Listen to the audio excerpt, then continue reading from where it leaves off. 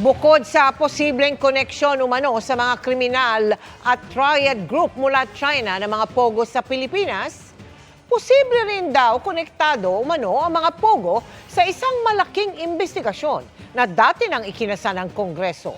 Nakatutok si Mav Gonzalez. Bukod sa dalawang alis lialgo, tinalakay rin kahapon sa Senado ang posibleng pagkasangkot umano ng mga kriminal at triad group mula China sa mga pogo hub sa Pilipinas. Ayon yan sa Presidential Anti-Organized Crime Commission. Transnational criminals with records dating back to decades in China, Hong Kong, and Macau. So how they were able, How many at one point ang tao dito sa Porac Pogo Hub? we only got 161. The last one ay yung binabanggit po ni Yusek na wanted sa China for very violent crimes, serious crimes, is a member of a local triad in China. Sino ba ang protektor ng mga pogo na ito? Gaano po kataas sa food chain ang mga protektor?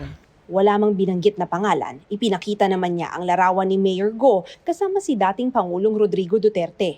Mayor Alice certainly likes having friends in high places.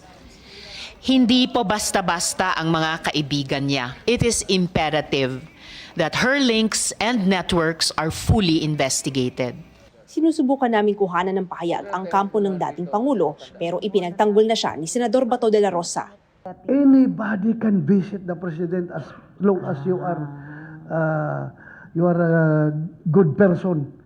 Pero yun nga, kung hindi ka kilala ni Pangulong Duterte, alangan naman sabihin ni President Duterte, hindi ako pa-picture sa'yo. Tinalakay din sa Senado ang posibleng umanong koneksyon ng mga ni-raid na pogo sa isa't isa. Pero bukod dyan, May isa pa kaming nakitang connection na nakakabahala dahil may kinalaman sa isang napakalaking investigasyon ng Senadong ito noong nakaraang Kongreso pa. Ilalabas po natin ito sa tamang panahon. para sa GMA Integrated News, Mav Gonzalez, Nakatutok, 24 Oras.